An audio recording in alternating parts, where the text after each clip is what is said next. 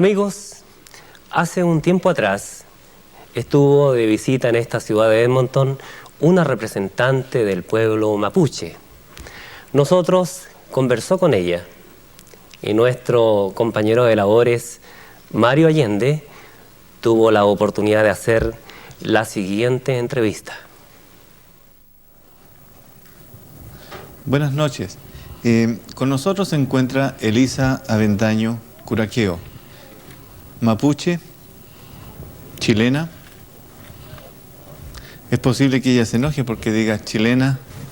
No sé, estoy conociendo la realidad indígena nuestra, la realidad de nuestros pueblos aborígenes.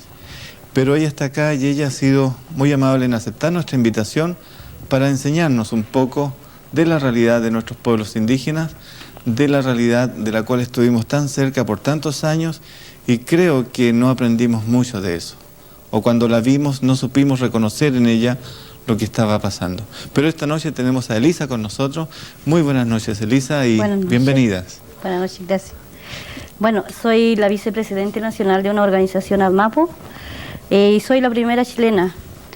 Me siento orgullosa por mi patria, por el hecho de pertenecer desde mucho tiempo, muchos años, mi pueblo, y somos los primeros chilenos, nosotros los pueblos originarios de ese país. Y me alegra de estar acá presente conversando con nuestro hermano chileno. Gracias. Quisiera comenzar por algo muy básico. ¿Qué es ADMAPU?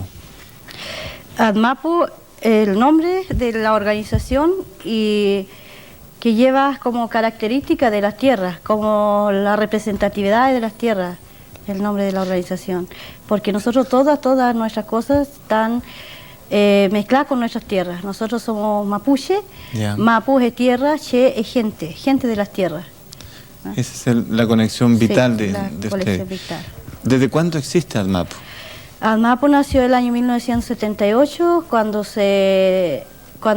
el señor Pinochet, el dictador Pinochet, dictó una ley para la división y subdivisión de las comunidades y para el determinio del pueblo mapuche por ley, porque una vez dividida las tierras dejaba de ser tierras indígenas, ya no era tierra indígena, sino que era una parcela o un minifundio. Entonces, además de eso, esa ley traía el determinio, pero así, completo del pueblo, porque en muchas oportunidades fuimos encarcelados porque nosotros realizábamos nuestra ceremonia religiosa, porque nos sepultábamos en nuestro cementerio, porque hacíamos nuestro palín, lo que es el deporte chueca. Entonces, por todas esas cosas nosotros fuimos, por esa ley fuimos reprimidos, porque hacíamos todas esas, cómo levantábamos nuestra cultura, cómo nosotros seguíamos cultivando nuestra ceremonia, toda nuestra ceremonia. Y por esa ley nosotros entonces fácilmente le podíamos tener querella, porque nosotros éramos unos porfiados para crear esa cosa. Esa ley buscaba entonces el exterminio en la práctica del pueblo mapuche. Sí, el determinio total del pueblo mapuche. ¿Hasta ese momento el pueblo mapuche vivía en comunidades? Sí, el conjunto de las comunidades, donde habían 30 familias, pero la comunidad más pequeña tiene 30 familias. Y algo de 1.500 personas o 1.000 personas también en alguna parte. Y de eso, todo ese terreno, las cantidades de tierra que pertenecía a una comunidad, todas esas personas eran dueños de esas tierras. Nadie en particular era dueño de esas tierras. Pero esta ley le dividió y le entregó parcelas, tierras, y donde por 10 años tendríamos que empezar a pagar contribuciones, como cualquier otro latifundista. Y dice que por primera vez un gobierno le entrega tierras a los mapuches. Y nosotros estamos equivocados. O sea, no solamente el Pedro de Valdivia o Cristóbal Colón se ha equivocado, sino también el señor Pinochet. Nosotros hemos sido dueños de las tierras desde antes de la llegada de los españoles dentro de Chile. Entonces, aquí que le vengan a decir un gobierno hoy día, nosotros le vamos a entregar tierra a los mapuches y van a ser verdaderos dueños, no. Eso es equivocación. ¿Qué idioma hablan ustedes en la comunidad? El mapudungún, en nuestro idioma, mapudungún. Y Eso es, bueno, hoy día podemos dar gracias a la estructura orgánica que se dio el pueblo mapuche. Correcto. Para poder seguir cultivando nuestras lenguas, nuestra cultura, nuestras vestimentas, que también lo usamos todavía. Especialmente las mujeres, somos la primera, digamos, en mantener esa cultura. En gran medida, especialmente en 4 provincias. Nosotros pertenecemos 7 provincias, desde el Biobío a Puerto Montt. Al sur. Sí. Nosotros hablamos mucho y muy suelto de cuerpo, y no sé si estará correcto o no, a veces de araucanos, por referirnos a nuestros pueblos nativos o autóctonos. ¿Es eso correcto o deberíamos estar hablando de mapuches y dándole el nombre que corresponde a cada grupo?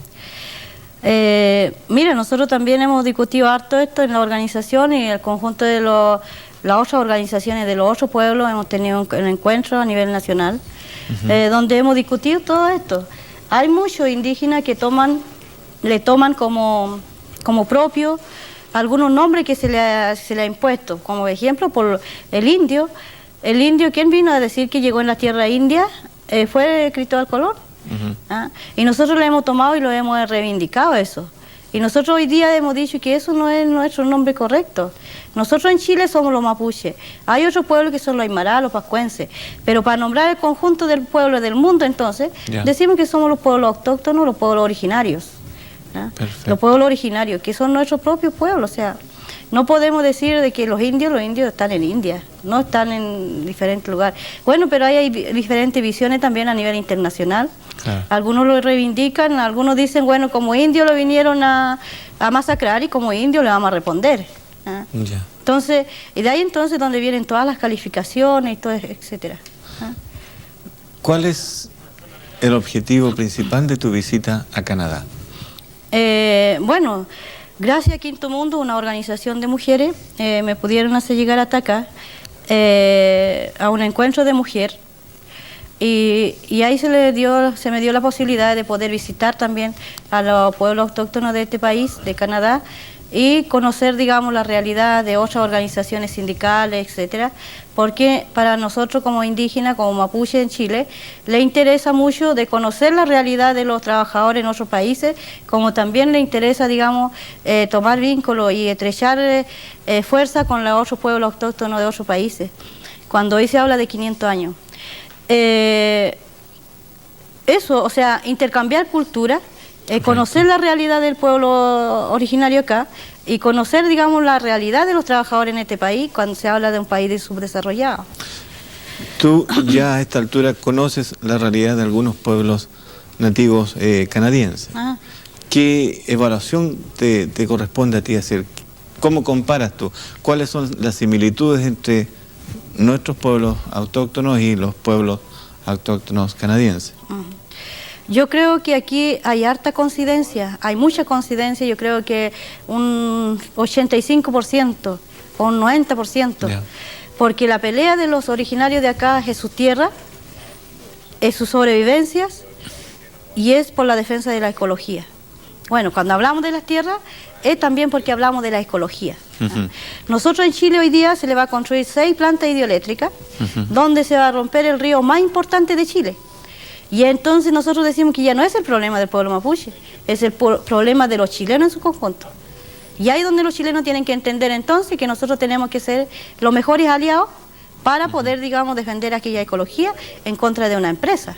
Porque hay una sola persona o un grupo de personas que van a romper una inmensa cantidad de ecología donde viven y donde se desarrolla el pueblo indígena o el pueblo mapuche. Lo mismo está pasando acá. Con la empresa japonesa. La empresa japonesa está en todo el mundo, entonces destruyendo nuestra ecología, y esa es la primera defensa que tenemos. Los indígenas en ese sentido somos, o sea, coincidimos en nuestra lucha, las tierras y la sobrevivencia en nuestra lucha. Ahora, digamos, también tiene su particularidad, porque vivimos en nuestras tierras, vivimos en otros países. Entonces eso significa tener otra visión, otra forma de lucha, otra cómo llevar, digamos, cómo defendernos. Nosotros allá lo hacemos con movilización, con marcha, con huelga de hambre, qué sé yo, con barricada, que en alguna forma también acá lo han hecho. Sí. Entonces, pero también están por la negociación. Nosotros ya decimos que la negociación ya no resulta. Tenemos el pacto de Quillín, tenemos la corona española, sin embargo así se le sigue haciendo leyes por la espalda sin respetar, no se ha respetado nunca. Jamás se respetó, digamos, los pactos, no se han respetado los pactos. Tú hablabas anteriormente de un dato de 120 leyes que se han hecho en Chile en el transcurso de todos estos años de historia. Y que afectan al pueblo mapuche, ¿no es cierto?, a los pueblos indígenas. Sí. Y en ninguna de ellas ha tenido ninguna posibilidad del pueblo mapuche de decir ninguna cosa, solamente recibir los efectos de esas leyes. ¿Cómo se plantearían, cómo ven ustedes el futuro? ¿De qué manera ustedes, su opinión se incorpora a la legislación de algo? ¿Cómo plantean participar en el pueblo, no en el pueblo, sino que en el país llamado Chile? Bueno, nosotros creemos que la verdadera ley que le interpreta al pueblo indígena va a ser aquella ley donde realmente haya una participación masiva del pueblo mapuche y donde se pueda reconocer constitucionalmente el pueblo mapuche y donde se pueda dar una autonomía al pueblo mapuche. Entonces, pero esa autonomía tiene que construir los propios mapuches que conocen su realidad. Nosotros no podemos, no podemos hablar de una ley que le va a hacer hoy día unos par de iluminados o unos par de antropólogos, abogados, cuando esos abogados se rigen a la ley que lo hacen los dominadores. Cuando los antropólogos hacen su investigación en la forma que a ellos les gusta, si conocen muy poco, no lo sienten, lo pueden decir, pero lo pueden decir muy fuera de ellos mismos, muy fuera del pueblo mapuche. No son ellos los que tienen que hacer la ley, no son ellos los que tienen que construir, digamos, lo que tienen que pensar por nosotros y interpretar nuestro dolor, porque no lo interpretan lo mejor posible. Sí. Somos nosotros los protagonistas los que tenemos que hacer esas cosas. ¿Y cómo se hace eso?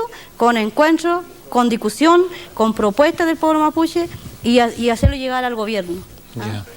Eso nosotros creemos que puede ser una manera. Y donde nosotros realmente, si queremos un reconocimiento constitucional, no queremos solamente que lo escriban en un documento y digan, bueno, aquí tienen autonomía y tienen reconocimiento constitucional al pueblo mapuche, sin que le den el desarrollo. Porque aquí tiene que haber recursos económicos para el desarrollo de este pueblo, porque sin recursos no sacamos nada. Con que le reconozcan con toda nuestra cultura, con toda nuestra diferencia, sin desarrollarnos. Y este gobierno, cualquier gobierno de cualquier país, tienen que reconocer con todo su desarrollo y con toda su particularidad un pueblo indígena, un pueblo autóctono. Eso es nuestra visión de Chile. ¿Y ese es el problema central hoy día en Chile? Ese es el problema central hoy día en Chile. Porque hoy día el señor Patricio Aylwin, nosotros hemos firmado un pacto con él, o un acuerdo con él en el tiempo de la candidatura. Uno, que nosotros estábamos muy desesperados porque necesitábamos un gobierno democrático, necesitábamos que el Pinochet se fuera, porque no queríamos ya allanamiento, no queríamos que los hermanos sigan siendo encarcelados, queríamos tener una reunión libre, queríamos ser escuchados. Claro. Entonces, se firmó el 1 de diciembre, se firmó un acuerdo donde nosotros decíamos apoyamos la candidatura y vamos a hacer suya la candidatura a Patricio Aylwin y que él se comprometa con el reconocimiento del pueblo mapuche. Y se comprometió. Pero en lo hecho concreto, ¿qué es lo que hacen estos gobiernos? Si en el tiempo de la República de Chile ningún gobierno ha reconocido que existen pueblos originarios en su país. Entonces este gobierno muy fácilmente también dice que va a hacer una ley, y lo ha confeccionado y lo tiene ya tirado dentro del Parlamento, y donde esa ley no la interpreta mayormente porque se toma la ley 2568, la ley del señor Pinochet, se reaprueba ahí con esa ley. Y nosotros decíamos la derogación de esa ley, no necesitamos esa ley, y donde se derogue todas las divisiones de las tierras que se hizo, porque eso hoy día es un problema gravísimo de las tierras, y es un problema muy complicado además, y por eso es que ningún gobierno va a resolver nuestro problema, si no le dan la participación nosotros como mapuche. Ningún gobierno va a ser capaz solo de resolver el problema de las tierras. Sin tener la participación activa de usted. Elisa, sí, aunque tú no lo creas, los minutos han pasado rápidamente. Sí. Y estamos llegando al término de nuestro programa esta noche. Brevemente, te pediría que comentaras un poco lo que tú dijiste el otro día en la universidad. Mucha gente en Chile habló de la violación de derechos humanos desde el 73 para adelante. Pero desde el punto de vista de los pueblos autóctonos, la violación de nuestros derechos está siendo realizada día a día desde 1492. Llevamos 500 años.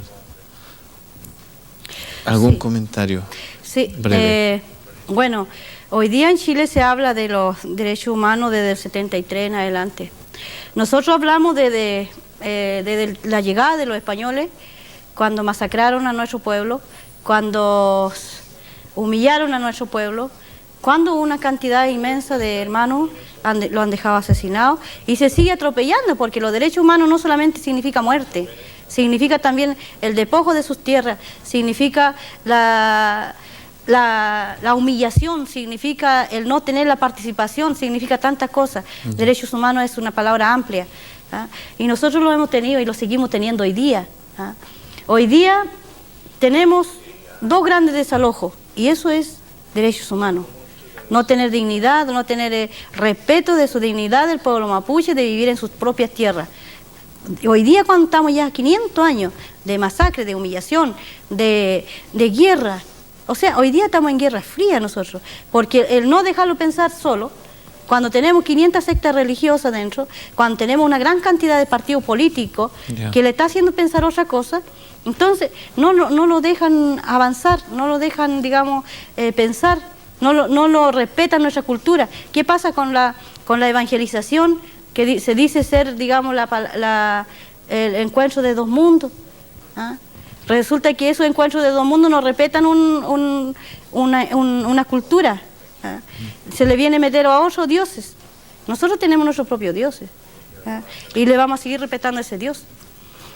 Pero con todas esas cosas nosotros, cuando hablo de los dos grandes desalojos que es en el Alto Biobío, donde se va a despojar 10.000 mapuches, donde el gobierno hoy día no tiene ninguna alternativa donde dejarlo. ¿Ah? Por el otro lado, en Quinquén se está explotando una gran cantidad de la madera más importante de Chile, que es el pehuen, que es la araucaria, y que la gente vive de esa araucaria porque tiene un producto que le alimenta a la gente de ahí, en la cordillera. Estarán encima de la piedra, estarán encima de todo, pero esa gente están acostumbrados de vivir encima de su piedra, están acostumbrados de esos árboles, es su medio de desarrollo. ¿Ah? Son 300 familias que van a desalojarlo y el gobierno no tiene alternativa donde tirarlo. Yo no sé qué van a hacer. Y nosotros hemos pedido conversa, hemos hecho ya todo. ¿Ah?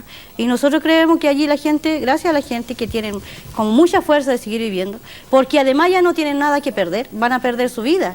¿Ah? Entonces ellos dicen, voy a perder mi vida porque ya, no, ¿dónde? ¿Qué voy a perder aquí? Solamente quedarán los niños, se quedarán los nietos, pero nosotros tenemos que seguir luchando para sobrevivir. Eso es lo que nosotros creemos en los derechos humanos. Y los derechos humanos es amplio, porque aquí también podría tomar la situación de la mujer yo sobre los derechos humanos. ¿Ah? Porque ¿qué hoy día, cómo le han tomado los compañeros nuestros? ¿Cómo han tomado, digamos, la situación cuando uno busca a su compañera o la compañera busca a su compañero? Yo entiendo que eso se busca para compartir una vida, sí, pero no para esclavizar a una compañera. Porque los compañeros han tomado muy fácilmente, digamos, de lo que hacen los dominadores, lo que hacen aquellos que tienen poder. ¿Ah? Y entonces yo puedo pensar en que estos compañeros han tomado, digamos, lo que cualquier dominador hace. Y han aprendido de eso. Estamos entrando en un punto que es sumamente interesante, pero... Y bueno, ahí también está la cuestión de derechos humanos, ¿no? Es otro aspecto de derechos humanos en el cual incluso nuestras compañeras aquí y las mujeres aquí en Canadá también son víctimas de abusos y y atropellos. Pero debo darte las gracias por la presencia tuya acá.